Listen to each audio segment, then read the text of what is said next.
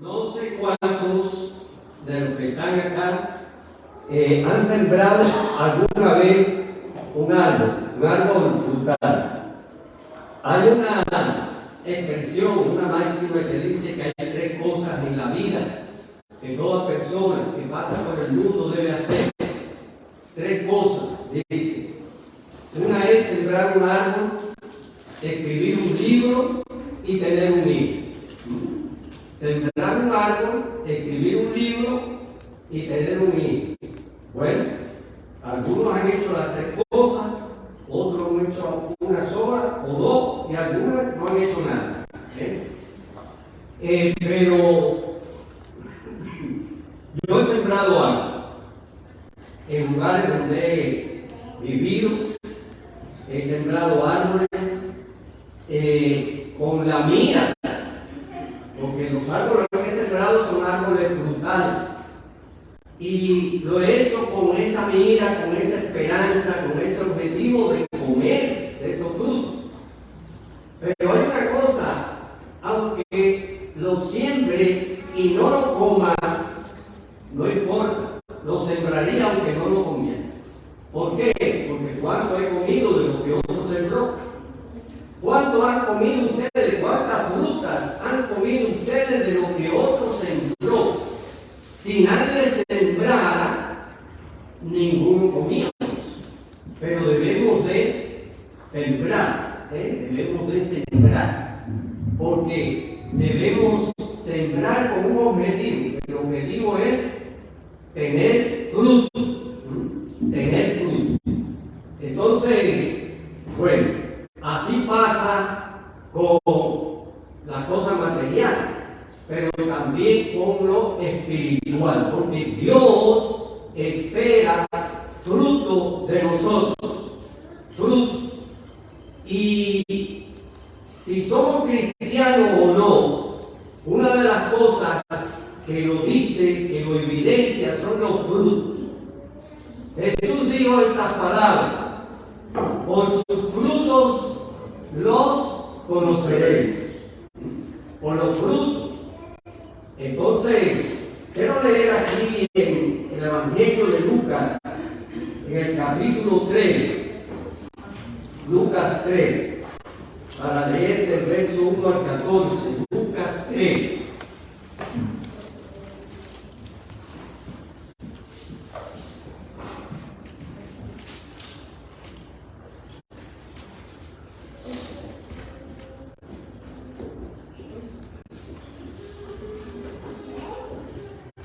Lucas 3 dice la palabra de Dios: en el año 15º del imperio de Tiberio César, siendo gobernador de Judea Poncio Pilato, y Herodes, tetrarca de Galilea, y su hermano Felipe, tetrarca de Judea y de la provincia de Traconite, y Lisanias, tetrarca de Abilinia, y siendo sumos sacerdotes Anás y Caifás, vino palabra de Dios a Juan, hijo de Zacarías, en el desierto. Y él fue por toda la región contigua del Jordán, predicando el bautismo del arrepentimiento para perdón de pecados.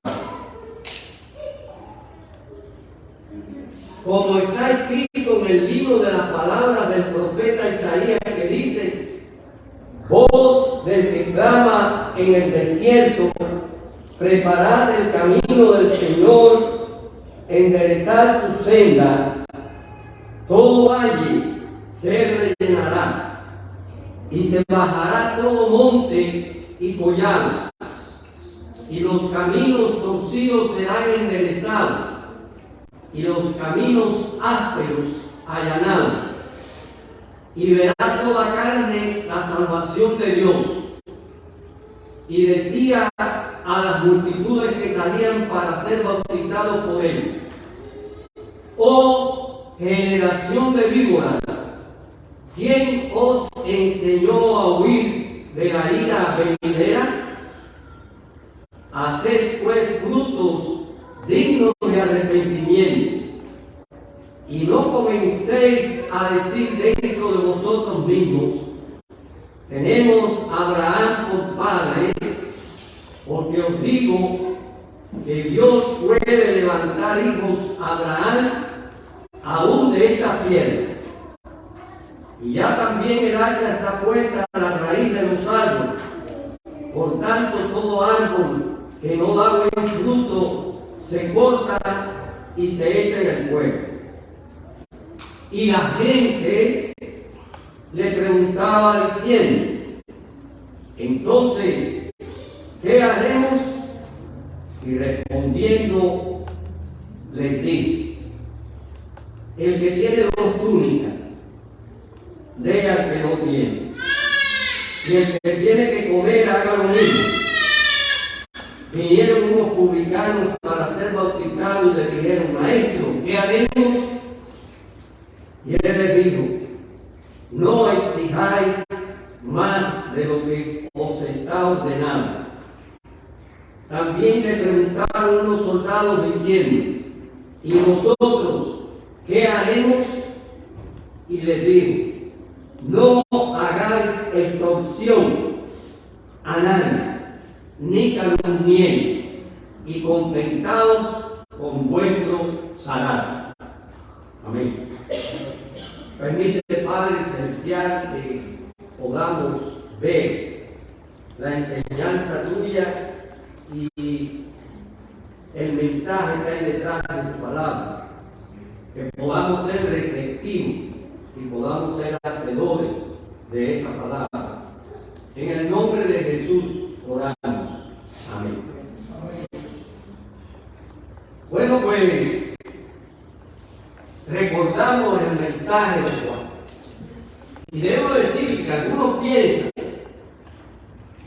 algunas personas del ayer y personas de hoy piensan que lo que predican de parte de Dios debe ser gente suave,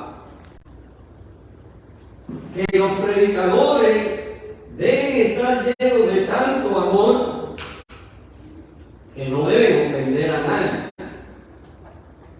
Pero es que si el predicador debe estar lleno de amor y de sabiduría, y debe ser una persona que tenga cierto tacto para las cosas. Pero el problema está en que la palabra de Dios hiere. No es el predicador. La palabra de Dios hiere. Y si usted quiere oír la palabra de Dios y prestarle atención, es muy posible que la palabra lo hiera. ¿Por qué? Porque viene de Dios. Y porque Dios necesita tocar corazón para despertarle, para volver a Él. Y vemos cómo Juan decía aquí: generación de víboras. ¿Qué palabra le está diciendo a su oyente, a aquella multitud que vino? Generación de víboras. Y saben que Jesús no hablaba mucho más suave que Juan. No hablaba Jesús mucho más suave que Juan. Jesús abordaba las situaciones y tocaba lo que sus oyentes necesitaban. Ahora, esto que Juan dijo a los que estaban, algunos grupos representativos allí, como por ejemplo los soldados. Vinieron soldados. ¿Qué debemos hacer nosotros? Juan le dice: bueno, confórmese con la paga que le dan. Confórmese con la paga. Vinieron también los publicanos, cobradores de impuestos. ¿Y nosotros qué? No cobren más de lo que está establecido. Los publicanos eran ricos, todos, porque eran los que cobraban los taxis. Imagínense ustedes que ahora, aquí en este país, o en cualquier país, se le diga a la persona que tiene que cobrar los taxes, bueno, tienes que cobrar, corresponde cobrar $100 a esta persona por este tiempo. Pero lo que tú cobres de ahí en adelante, eso es tuyo. Entonces, ¿cuánto vas a cobrar? Vas a cobrar lo que le está exigiendo el fisco, el Estado. Pero la persona va a exagerar el cobro, ¿no? Para beneficiarse. Eso es lo que hacían los publicanos. Y entonces, y a la gente le dijo Juan, bueno, si alguien tiene 2 túnicas, de él que no tiene, si alguien tiene comida, comparte. Esto era cosa buena. Eso eran buenos frutos, claro. Cumpliendo estas cosas, no estaban convertidos a Cristo. No estaban convertidos a Dios, aunque hicieran esas cosas. Pero el mensaje de Juan era un mensaje de preparación, era un mensaje de arrepentimiento, era un mensaje de preparación a la llegada del Mesías, preparación al Hijo de Dios que ya estaba en escena y que iba a empezar inmediatamente con su ministerio y su mensaje. Ahora, nosotros, que ya estamos convertidos, esa palabra no se puede olvidar. No es estar convencido, no es estar convencido. No venimos para que nos convenzan. Lo que necesitamos es estar convertidos. La conversión es un cambio. Esa palabra es básica. La conversión es que voy caminando en una dirección y experimento esa conversión y ahora vengo caminando en otra dirección opuesta. Que antes hacía lo que a mí me parecía, que antes hacía lo que me gustaba y ahora hago no lo que me parece ni lo que me gusta, sino lo que Dios dice, aunque no me guste. Por eso el autor de la novela Moby Dick dijo esta palabra en uno de sus personajes. Dice allí, me gusta mucho eso cuando dice, cuando nos obedecemos a nosotros mismos, cuando tú te obedeces aquí, cuando yo me obedezco a mí, desobedecemos a Dios. Pero cuando obedecemos a Dios, nos desobedecemos a nosotros mismos. Esa es la cuestión. Esa es la cuestión. Dice, si soy cristiano, no soy cristiano. Si estoy convertido, no estoy convertido. Ahora, si en verdad estoy convertido y si en verdad soy cristiano, tengo que tener frutos que den evidencia. Tengo que tener frutos que den evidencia de esa conversión y de esa nueva vida. Porque así lo llama la Escritura, nueva vida. Entonces, quiero compartir aquí, acerca de estos frutos de arrepentimiento, de que está hablando la Escritura. Hay muchos frutos. Ahí la palabra de Dios nos habla del fruto del Espíritu en nosotros. El fruto del Espíritu. Es decir, que una persona que es cristiana tiene que tener el fruto del Espíritu, el Espíritu Santo en su vida. El fruto del Espíritu es amor, gozo, paz, paciencia, benignidad, bondad, mansedumbre, fe, templanza. Ahora, pero hay un fruto que no se menciona mucho en este rango de frutos, pero que tiene que estar ahí. Tiene que estar ahí, presente. Y es un fruto que cristianos que no le dan importancia, que no lo piensan, hay otros que sin saber que están produciendo fruto, lo producen.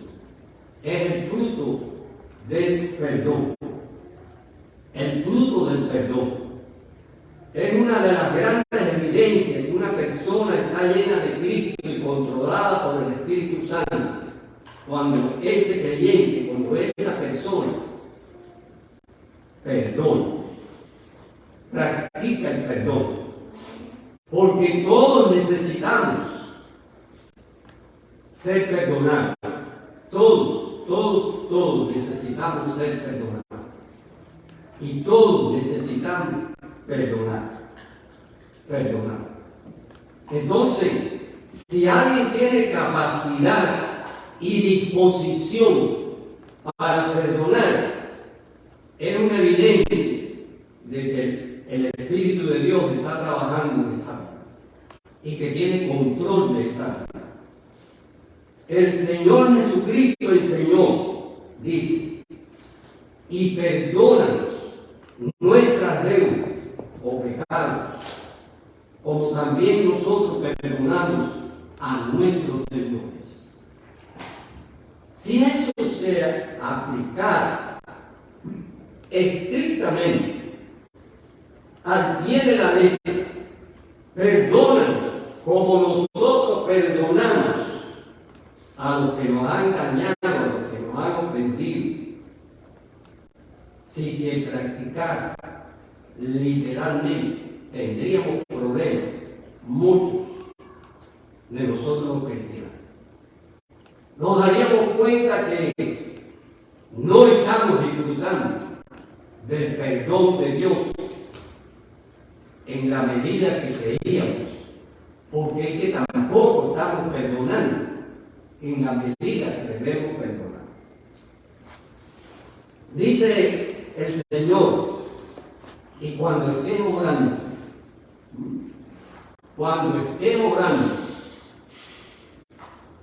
perdonad si tienes algo contra alguno, para que también vuestro Padre, que está en los cielos, os perdone vuestras ofensas. Cuando estés orando allí, junto a tu cama, o acostado en la cama, o sentado en tu sala, en un butacón, en cualquier lugar, cuando estés orando, perdona. Viene a tu mente a una persona, a un hermano, a un compañero de trabajo, a alguien, un conocido, un vecino, no sé, un familiar, alguien que necesita que tú le perdones. Porque hay una cosa, sí, las personas necesitan que le perdonemos, pero nosotros necesitamos perdonar. Porque cuando tú perdonas, ocurre algo dentro de ti, además de la obediencia y que estás en el camino correcto.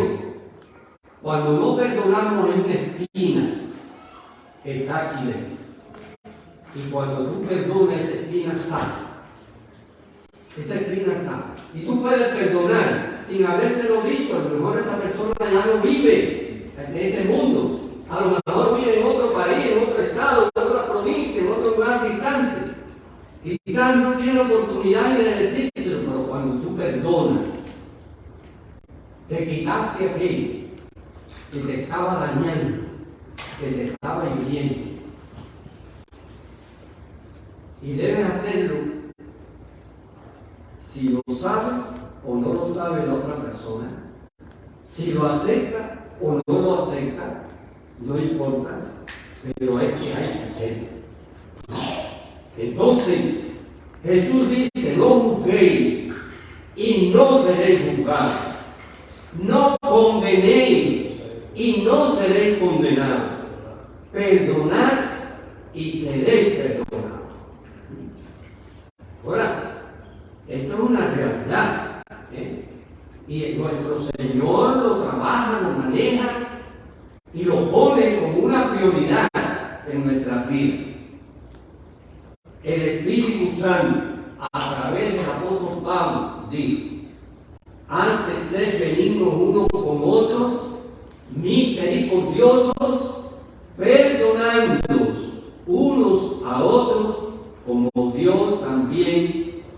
perdonó a vosotros en Cristo. Efesios 4:31. Es decir, que el Espíritu de Dios está indicando ahí, porque ningún hombre de esto escribió por sí mismo, sino por la dirección y la inspiración del Espíritu Santo. Y entonces nos está exhortando al perdón, entre otras cosas.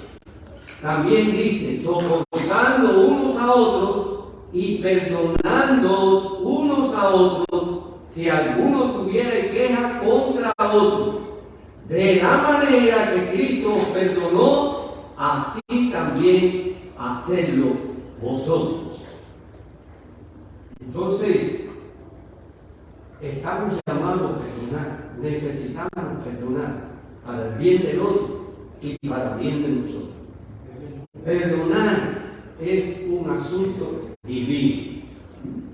Perdonar es un asunto divino. La persona que dice que es cristiana y no perdona, o esa persona no ha nacido de nuevo, o esa persona es un creyente que vive controlado por su naturaleza carnal y no está gozando de la bendición de Dios, la que Dios quiere derramar sobre su vida. Así que para todos los cristianos verdaderos, perdonar no es una opción,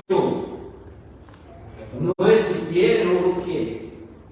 Perdonar es una obligación, un deber. Para nosotros perdonar es un deber. Okay. Vamos a un segundo fruto. Ya vimos el fruto del perdón o del espíritu perdonador que puedo tener, manifestar un espíritu perdonador. Entonces el fruto, este segundo fruto es el fruto de la verdad o fruto de la veracidad. Efesios me va a decir algunas cosas. Voy a la carta de los Efesios. Y me dice aquí, el capítulo 4, verso 25. Por lo cual, desechando la mentira, hablar verdad cada uno con su prójimo, porque somos miembros los unos de los otros. Entonces, la mentira es algo bien antiguo, bien antiguo. La mentira empezó allí en el huerto del Edén, con aquel que es mentiroso y padre de mentira. Así lo describe el Señor, mentiroso y padre de mentira, el diablo. Lo triste es que no solamente Eva le creyó al diablo la mentira, nosotros también le creemos la mentira. Ustedes, yo se la he creído. Siendo cristiano, le creemos la mentira. ¿Cuántas cosas nos dice el diablo? Se dice en tu corazón y en tu mente: nadie te quiere. Esa es una de las mentiras que dice. Nadie te quiere. Y ahí tienes en el mundo mucha gente se las cree, y aún entre cristianos a veces. Fíjate, nadie procura por ti, nadie se interesa en ti. Tú no eres importante para ninguno. Y la otra mentira tan usada por él es que Dios te ha abandonado. Dios te ha abandonado. Mira, tú oras y no pasa nada. Tú oras. Entonces, ¿cuántas mentiras constantemente está lanzando este adversario? La mentira es una práctica común en el mundo de hoy, o en el mundo de todos los tiempos, porque la mentira es una llavecita maestra, una sola llavecita que abre muchas puertas. Usted en muchos lugares usa la mentira y abre puertas para que le resuelvan cosas, le van a creer, y en su trabajo en sus relaciones con otras personas, usted inmediatamente dice una mentira y solucionó el problema. No puedo ir, estoy enfermo. Y quizás lo dice sentado en un lugar de veraneo. Y cuántas cosas a la familia, al esposo, a la esposa, a los amigos y hasta uno entre hermanos. Pero no puede ser, no puede ser. La mayoría de los cristianos, antes de entregarse a Cristo, usamos la mentira. No hay una persona que no haya mentido, excepto Jesús. Abraham, el padre de la fe, mintió porque llegó a Egipto con su esposa, saludando, y tenía muchos criados, tenía muchas cosas, y le preguntaron, ¿quién es ella? Y dice, es mi hermana. Sí, era verdad, era medio hermano, pero él no dijo la verdad, porque muchas veces manejamos una medio verdad, cuando nos conviene. Y entonces, es mi hermana, hasta que el faraón descubrió que era la esposa. Era su media hermana, pero era la esposa. Entonces, busque. Las personas decimos mentiras, los cristianos hemos dicho mentiras, pero ahora, nosotros no vivimos para la mentira. La mentira no me puede controlar, porque cada vez que yo miento como creyente, estoy poniéndome como a la servidumbre del padre de la mentira. Me convierto en un siervo de él, manejable por él. Es necesario desechar la mentira. Dios aborrece la mentira y no la aprueba. Y aunque pueda ser un camino fácil para, entre comillas, resolver cosas, pero las salidas que da la mentira a la larga no son buenas. No son buenas. Todo cristiano debe tener la convicción de que no usará la mentira en ninguna ocasión. Si tenemos el propósito de decir la verdad, aunque nos perjudique, porque la verdad nos perjudica. En estos días yo puse en Facebook, quizás alguno lo leyó, o quizás alguien vio eso en otra oportunidad, porque no fue creado por mí, inventado por mí. Pero puse eso que yo conocí hace mucho tiempo y a mucha gente le gustó. Dice que en una ocasión la mentira y la verdad fueron juntas a bañarse en un río y llegaron al río. Se quitaron la ropa para bañarse, estaban bañando mucho rato allí. Después la mentira salió. Y cuando sale del agua la mentira, se puso la ropa de la verdad y se fue. Dice que desde entonces todo el mundo le da la bienvenida y aplaude a la mentira disfrazada de la verdad.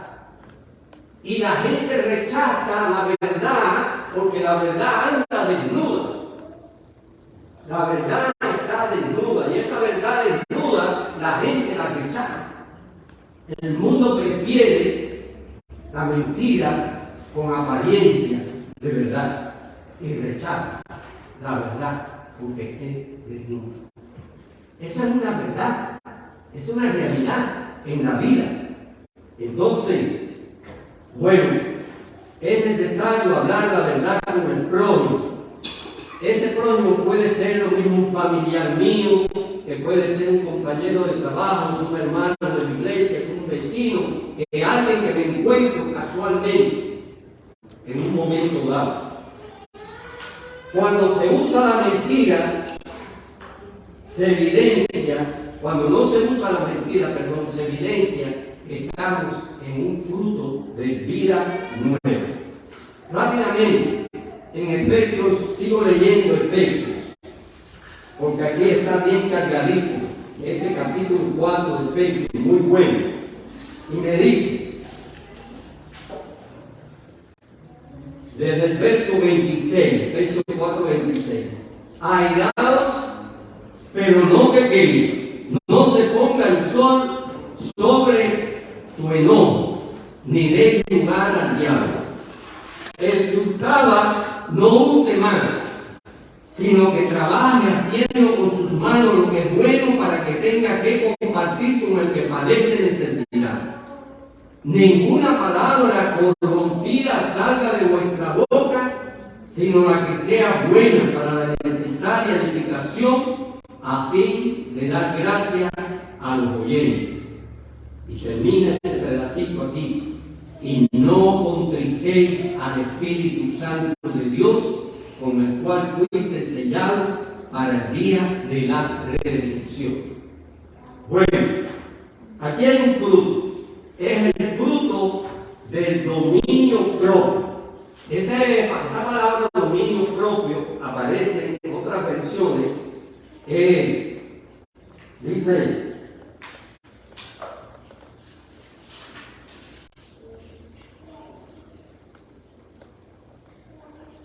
el dominio propio. Si no tengo dominio propio, me puedo desenfrenar y puedo dañar y puedo manifestar inclusive lo que yo no soy, porque en un momento dado cosas. La ira es una emoción que no podemos reprimir. No podemos reprimir la ira. Por eso la Escritura dice, ustedes airados, pero no pequéis. Airados, ¿y cómo es que yo puedo experimentar ira y no pecar? La ira está muy ligada en una cuestión psicosomática, como dicen los especialistas. Es una cuestión ligada a nuestro físico con nuestra vida psíquica, ¿no? Entonces, con las emociones. Y sientes ira. La Biblia me dice que Dios siente ira. Si la ira fuera pecado, no podía sentir ira Dios. La ira de Dios se ha desarrollado, se ha desatado en otro momento, y la ira de Dios se va a manifestar, se manifiesta ahora y se va a manifestar al final de estos tiempos. La ira de Dios. Entonces, usted siente ira ante una injusticia, está viendo lo que está pasando, cómo están dañando a aquellas personas, cómo están sucediendo cosas, y siente ira. Y Dios no te va a condenar porque sientas ira. El pecado está. ¿Qué pasa cuando siento ira? ¿Cómo yo me manifiesto? ¿Cómo yo expreso? Porque al sentir ira hay personas que hablan mal, hablan sucio, personas que ofenden, personas que agreden, personas que se transforman, porque la ira provoca todo eso. Entonces no es la ira lo que originalmente lo que está cometiendo el pecado, sino la manifestación de la ira, es lo que me dice la palabra. El pecado se encuentra en cómo reaccionar cuando sientes ira. El pecado está en ofender, maldecir, agredir y otras cosas más. Y por eso el Señor nos dice que debemos tener el dominio propio. Bueno, Efesios 24, 28 me está diciendo: ninguna palabra corrompida salga de vuestra boca, sino la que sea buena para la necesaria edificación, a fin de dar gracia a los oyentes. Hurtar o robar, pues, hermano, por supuesto, es una característica de los que son llamados ladrones. Pero muchas personas que no asaltan bancos, mi tienda, mi hogar, también participa en acciones del tal y global. Con perdón de los abogados, que son diferentes, pero dentro de los abogados hay una cantidad de ladrones tremendos. Dentro de hombres de negocio una cantidad de ladrones tremendos. Quizás algunos no vienen con una pistola a asaltar, pero por los medios legales, entre comillas, roban todo lo que pueden a clientes o a otros que tienen un negocio similar, o a socios, etc. Eso es característico en nuestro mundo. Y Dios espera de nosotros que seamos personas íntegras, honestas, honradas. Esto que les voy a decir fue algo que yo conocí. Conocí la persona, la conozco, la persona viva, y es un gran cristiano. Y no me lo dijo él. Lo que les voy a contar no me lo dijo él, me lo dijo su pastor.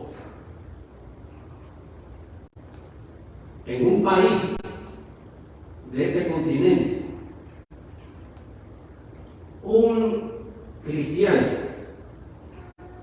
ocupaba uno de los cargos más grandes del Banco Central, el Banco Central del Estado. Uno de los cargos principales, un cristiano comprometido con la palabra de Dios, un cristiano en su iglesia. Me invitó a comer a mi esposa y a mí, estuvimos en su casa, conocimos una familia preciosa, todo eso, y vinieron, como pasa en nuestros países, llegaron las elecciones, se hicieron elecciones y salió electo un presidente distinto. Más o menos ya se veía el perfil de este presidente. Y entonces ese presidente, al poquito tiempo de ya ser elegido, pues empezó a poner su gente en distintas posiciones. Y a este hermano le dieron la jubilación, no teniendo edad, todavía un hombre de 50 años, lo jubilaron con una buena cantidad, su jubilación, lo sacaron. ¿Por qué lo jubilaron? Porque esta persona no convenía en el puesto que tenía en el Banco Central. Porque este presidente y su grupo que ahora ocupaba el gobierno vinieron con la meta fija de robar, venían a robar abiertamente y ese cristiano le era un mejor. Pero es mejor que sea así, que nos saquen por íntegro, por digno y no por ladrón. Es el mundo en que estamos viviendo nosotros. Ahora, ¿qué dice la Escritura? El que hurtaba no hurte más. Robaste un día, robaste muchas veces, pero ahora eres cristiano, ahora eres un hijo de Dios, ahora el Espíritu Santo está en tu vida y no puedes robar ni un lápiz, ni una pluma. Yo me acuerdo, creo que lo dije en alguna ocasión aquí, me dieron un juego de cumbiero hace de esto 50, 40, 50. Me lo dieron una persona que viajaba, no podía ver la otra, entrega esto a fulano, aquel juego de cumbiero. Precioso. Yo no tuve un tiempo hasta que pude ver a la persona que había que entregarse. Y cuando yo le entregué el juego de cubierto, que yo lo miré todo. Había un cuchillito muy bonito que a mí me gustó. Y no era del juego, no rompía el juego, pero estaba el cuchillito allí, y a mí me gustó, y yo hice así, lo saqué, me quedé con el cuchillito, y le entregué todo el juego a la persona, y pasó tiempo,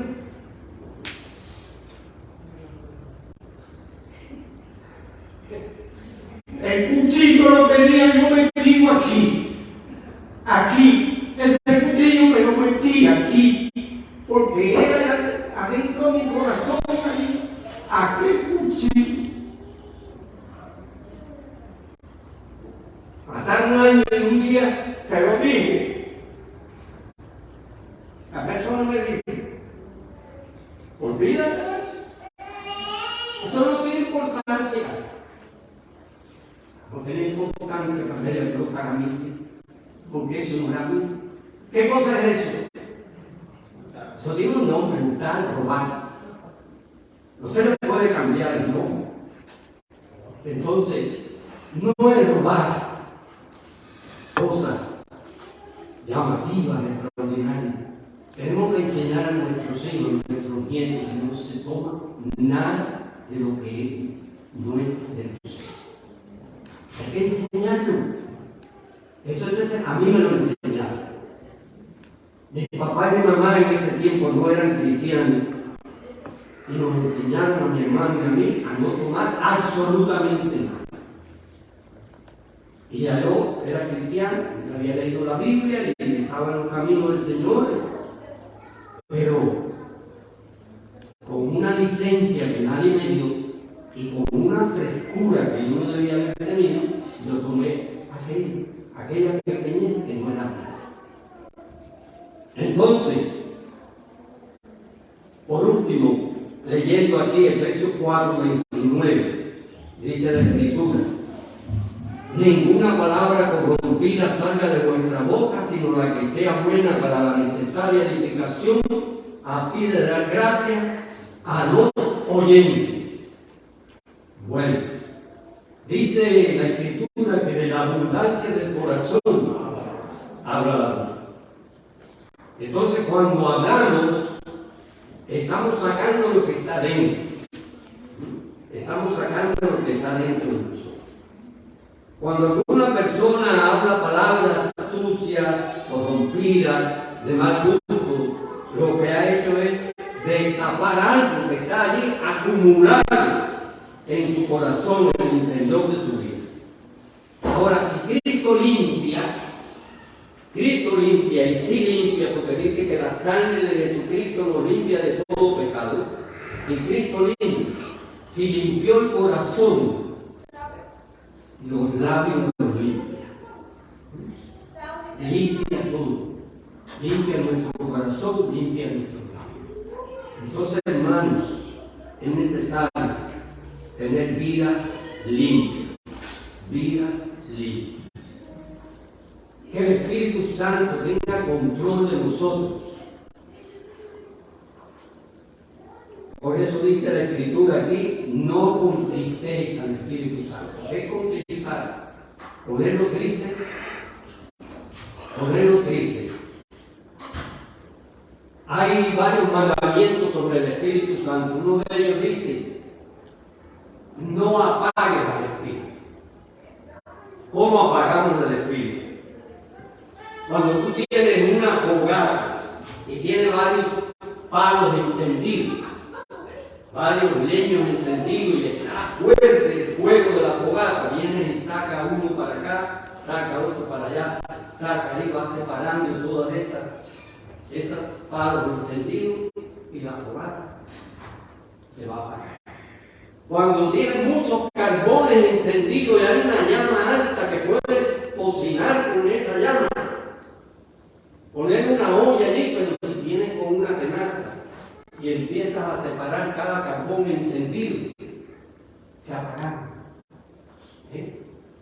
Entonces apagamos el Espíritu. Cuando mi Biblia está cerrada,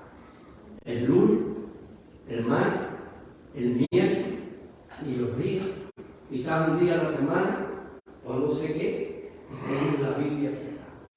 Apagamos el espíritu cuando no oro, no tengo tiempo para Dios. Apagamos el espíritu cuando no nos congregamos, porque hay tiempo para todo, pero no para congregarse. Apagamos el espíritu cuando no, en vez de oír la música cristiana, con letra cristiana que me edifica, estoy oyendo la música del mundo. En vez de buscar las amistades cristianas, busco amistades del mundo. Entonces no apago el espíritu. Y lo contristamos. ¿Cómo lo contristo? ¿Cómo pongo triste al espíritu? Cuando peco.